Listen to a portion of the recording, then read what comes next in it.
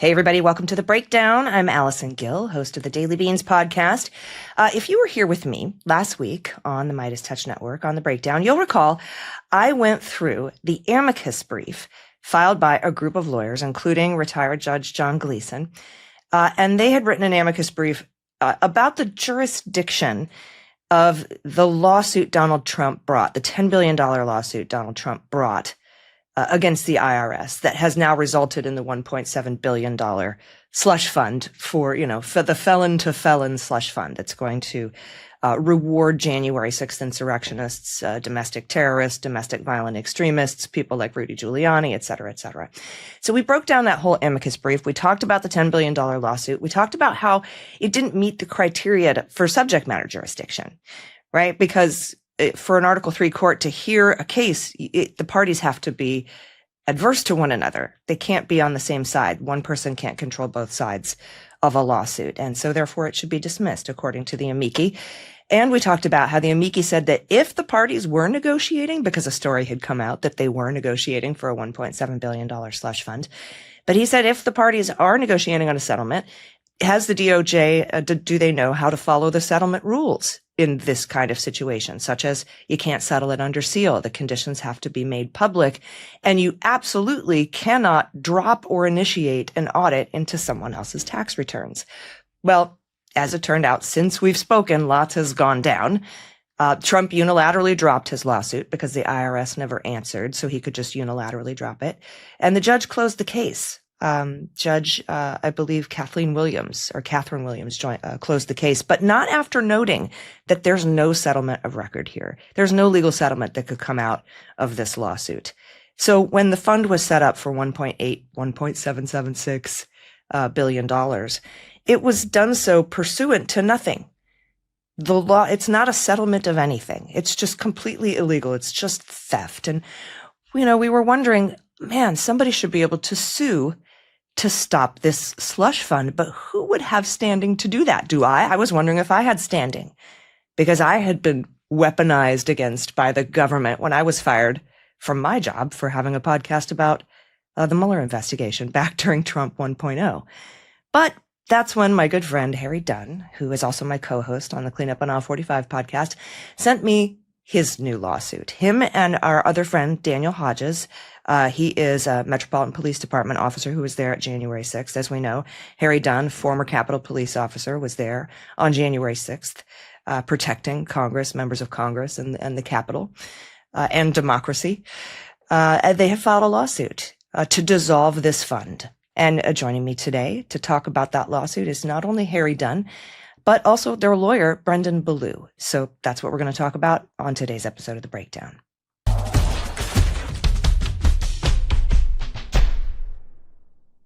Hey, everybody. Welcome to The Breakdown. Please welcome my guests, former Capitol Police officer, co-host of the Cleanup on Aisle 45 podcast, and congressional candidate, Harry Dunn. Hi, Harry. How are you? Hey, G, what's up, my friend? I would say long time no talk, but we do our amazing show together, so I feel like I talk to you every day. So.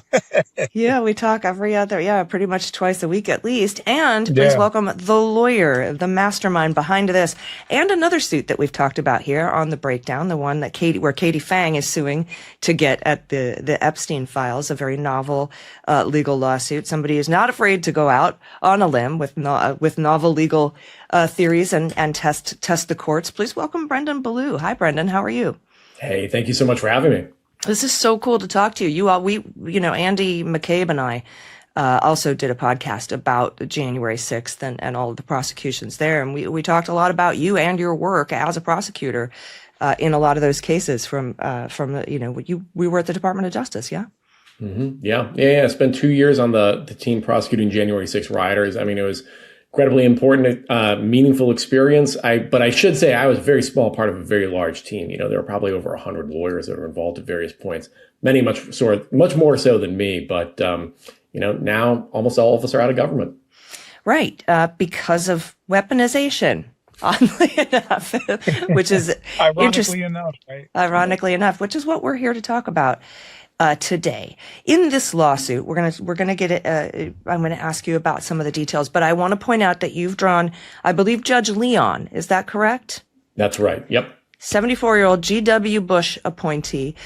If that name sounds familiar, it's because I've been covering the lawsuit to block the ballroom, Trump's ballroom, which Judge Leon is the judge overseeing that case. And he has yet to respond to two pretty insane filings. Brendan, did you read these filings where Todd Blanche is trying to justify the ballroom because of what happened at the White House Correspondents' Dinner? And it's like a Truth Social post. They're like, these people have Trump derangement syndrome, otherwise known as TDS. It's just an insane filing. And they've done a filing, and there's been a response where the National Historic Trust is like, we don't even know how to respond to that. That's insanity. And then they responded again. Just insane stuff on Judge Leon's docket. Yeah, I've been blessed. I haven't actually had to read the briefs, but I've seen the coverage and the clips. I think it's obviously very sad. Todd Blanche is running for higher office. He would like to become Attorney General. He's acting Attorney General right now and seems to be willing to do virtually anything to do so, even when it, not only humiliates himself, but, dramatically undercuts the credibility of the Department of Justice. When the DOJ is filing documents like this, it hurts the ability of the department to convince judges or juries of anything. And not just now, but years, maybe decades from now. So the harm that he's doing isn't just in the present moment, but for, a generation into the future. Right. And the rule of law. Andy McCabe and I, former acting FBI director, former deputy director of the FBI, have a podcast.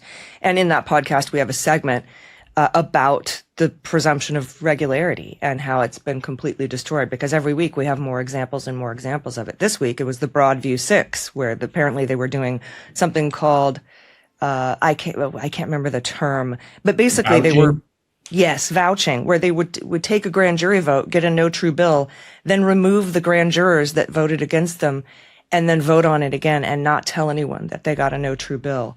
That's just insanity. But it's just all around destruction under Todd Blanche of the rule of law and the presumption of regularity here. It's really sad. I know a lot of folks who are former Department of Justice folks who are just, it's very hard to watch this happen to the department Well, you they got used to to think, work. real quick, AJ, you got to think that Todd Blanche, he's the acting Attorney General who is supposed to be the lawyer for the American people. It's kind of awkward that he is Donald Trump's personal lawyer. And though he says he's separating the two, let's be clear, he is not separating the two. He is 100% operating under what Donald Trump tells him to do. They can say it, they can disguise it any way that they want. But let's be clear, this is, and he said that this fund is going to be decided by 5 individually appointed people who are going to act independently. No, those 5 people are appointed by Todd Blanche. And Todd Blanche is going to be doing what Donald Trump wants him to do. So those people are going to be doing what Todd Blanche wants him to do. So there's nothing independent about this. The transparency part is completely gone. And it's like, it just stinks to high hell. Like, one thing that we could always count on, we used to be able to count on with the Department of Justice, is that they're going to act in the best interest of justice. They are acting in the best interest of Donald Trump now. Now, as a personal lawyer, that's what you want. You want your personal, but the Attorney General is not anybody's personal lawyer. They are America's lawyer, the American people's lawyer, and they are absolutely, in this moment, not acting like it. Yeah, I agree, Harry. And Brendan, let's talk a little bit about the lawsuit and something that's called a standing, because that's going to be, I think, probably the major question here is the Judge Leon is going to be like, what gives Harry Dunn and Danny Hodges the right to sue here, right? How do they have standing in this case? Can you explain their standing? Yep. So 2 things here. One is what makes the fund illegal in the first place. And then 2 is how can anybody sue over it? In particular, why are officers Dunn and Hodges particularly harmed? So, on the first question, what makes this illegal? There are really at least 2 basic problems. One is, as you mentioned at the outset here, this is in response to a lawsuit that really can't even exist. To have a lawsuit in federal court, you need what's called a case or controversy. The 2 sides actually need to be opposed to each other. That's not the case here. Donald Trump was suing his own IRS. He controls the IRS. There wasn't actually a disagreement to resolve.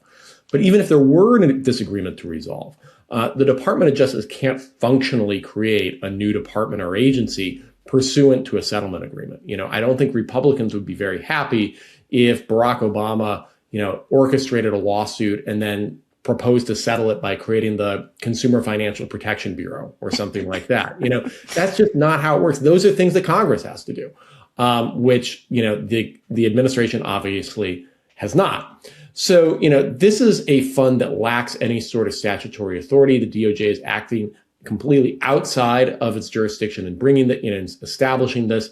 Now, as for Officers Hodges and Dunn, think about the fact these are men that not only defended their capital on January 6th, but continue to receive persistent threats of violence or death because of their actions that day, because they continue to speak out about what January 6th is. If rioters and their supporters are literally given money for breaking the law and trying to kill people like Officer Dunn, it means two things. One, it means that the presidential imprimatur is going to be put on their actions. They're going to have the endorsement of the president, not just, being put beyond the reach of the law, but actually financially compensated for their violence. Why wouldn't they continue to be violent? And two, it's actually going to give them the money to do it. You think about paramilitary organizations like the Proud Boys. They need money to buy guns, to buy ammunitions, to buy tactical gear and communications equipment. This allows them to act on their violent threats. So by establishing this illegal fund, the president is increasing the danger to Officers Dunn and Hodges and so many others who have spoken out about January 6th. And Harry, what are your thoughts on standing here and your position and our friend Danny's position regarding these threats and potential future threats possibly getting worse or piling on because they're emboldened with not just the endorsement of the president, but money along with it? Absolutely. So obviously everything that Brendan said, what a lot of people know us for is what they see on TV. They see us in courts. They say what they don't see is the messages that we get in our inboxes daily, weekly. Even after we filed this lawsuit, just go look under Daniel Hodges' Twitter feed. Go look under it right now and see the vitriol, the death threats in public that are being made publicly. Pictures of nooses, pictures of go playing trap. They're not even hiding it anymore, AG. Whereas they used to just run to our inbox with it with some made up fake screen name, but now they're openly doing it publicly and just continuing. I've gotten just the TV appearances that we've done since we've announced this on Wednesday. What was it, Wednesday when we announced this?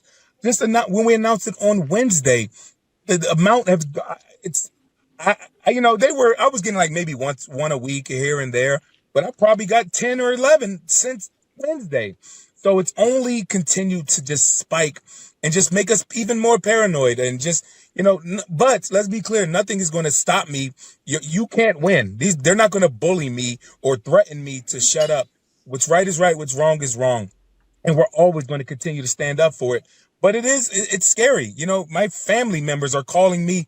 Are you sure you want to do this? Hey, make sure you're taking extra steps to take care of yourself. Friends that love Harry, this is a lot. Are you sure you're okay? Are you sure you're good with doing this? And I'm clear-eyed. My North Star is brightly clear. And, this is wrong. This is illegal. And, like Brendan said, I'm glad that we have a great legal mind like Brendan that's able to articulate through through legal terms, what I'm feeling emotionally. Which does include fear. This is scary. Let's be clear. These people are pardoned convicted felons, which makes them not felons and able to buy guns. Enrique Taro, the leader of the Proud Boys, has already stated his quote is, "I'm not greedy. I want between $2 and $4 or $5 million." So, let's be clear. They want to continue them getting this money isn't going to make the Proud Boys go away. And in fact, it's only going to empower them to continue to exist and do more. Yeah. And Brendan, let me ask you about the standing a little, if I may play a little devil's advocate. Are you going to maybe perhaps file an amended complaint with these concrete examples of mathematically increased number of threats? Because there's an old case, Clapper 2013, where the court held that fear of future harm is insufficient unless the threatened injury is certainly impending. But there's room to work within that phrase, certainly impending. And I'm wondering what your argument is there. Yeah, absolutely. I mean, the sad fact is the facts have developed exactly how we predicted they would. Since we filed the complaint, Donald Trump said that he plans to give money to the Capitol rioters, that they absolutely deserve it. As Harry said, the Proud Boys have already said that they're planning to seek money. We've seen any number of other folks associated with January 6th saying that they plan to. You couple that with the increase in threats that, the officers have already received, and that are only going to increase once these folks actually start getting payouts from the government. I think it's going to be a very clear line to draw showing how the president is encouraging, functionally terrorism in the United States. And I think one argument that I think is going to be helpful to make in the briefing here is, think about if this happened in any other country. If an illiberal leader set up a fund to give money to paramilitary organizations who previously tried to overthrow the government, would we have any doubt that they would continue to act on their violent threats? And we have any number of historical examples where this has happened. Domestically, we have examples of this, in the 1960s and before with the Ku Klux Klan. We have a history of paramilitary violence, at least in the past in the United States. And I think we can make clear to a judge that that is in our future if this fund is allowed to continue. Yeah. Also, can I add too? Also, and let's be clear. Yes, they were pardoned, but they were also convicted. And in those trials, it was also revealed that they were planning to stop anybody, even police officers, that got in their way. So they were prepared to put us down with a quick reaction force that we saw with the Oath Keepers and the Proud Boys, that where they had guns stashed across the Potomac River, where they were prepared to take on the force of meet the officers. That's only going to get, they've already shown the desire and the will and a plan, not just a will and a want to do it. They had a plan to do it, to cause harm to people that got in their way. We are still continuing to be in their way right now. We are in Donald Trump's way right now. We are a thorn in Donald Trump's side. We're a thorn in the Oath Keepers and the Proud Boys side right now, because we're standing between them and millions of dollars. The threats only continue to grow. This is scary shit, just to be, but I'm not unmoved because it's the right thing to do. But let's be clear. They had a plan to use force, deadly force against us. And like I said, that's only going to continue to grow.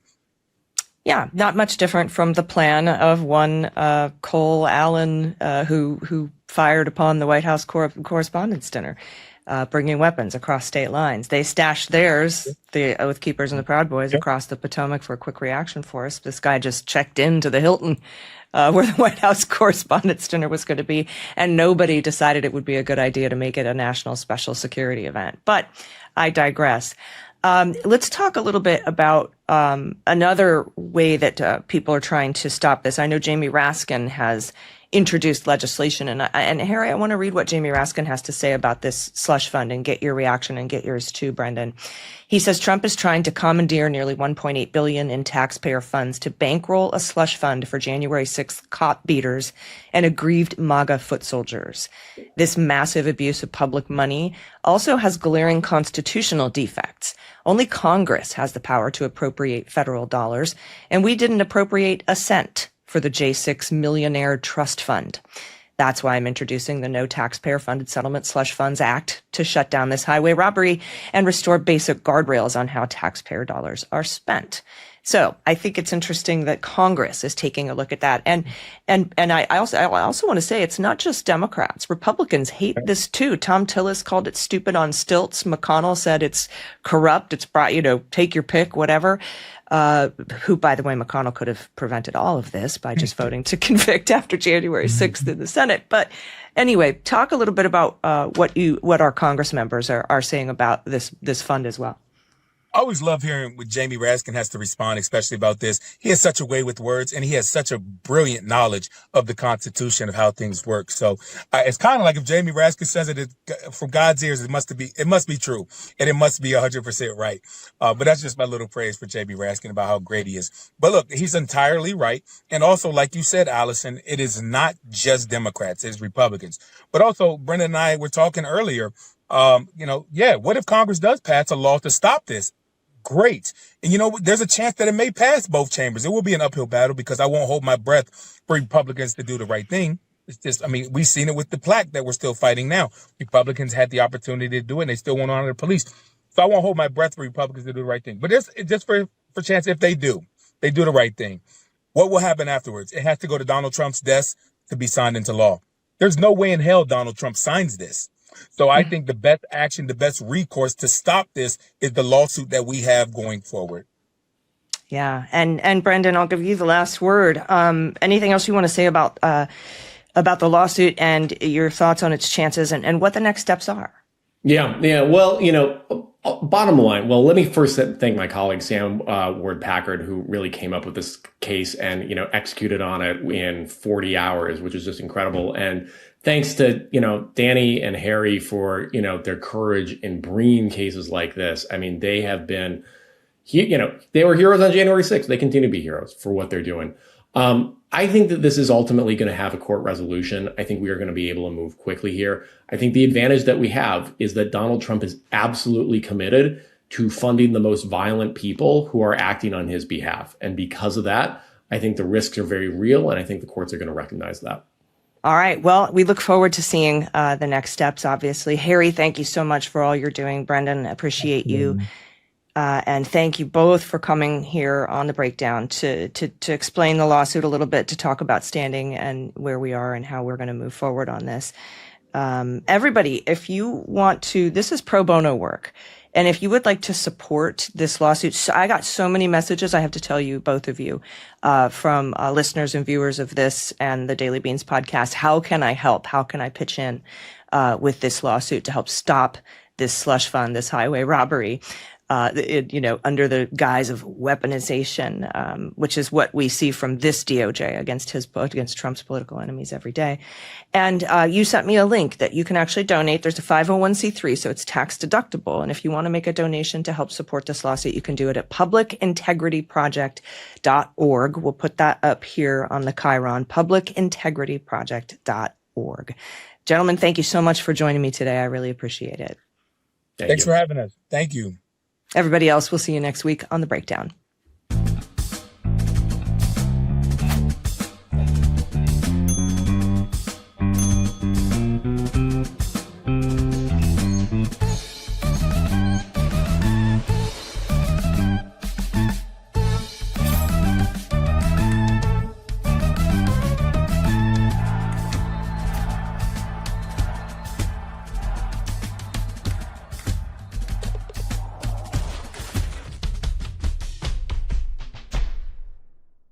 Love this video? Support independent media and unlock exclusive content, ad-free videos, and custom emojis by becoming a paid member of our YouTube channel today. You can also gift memberships to others. Let's keep growing together.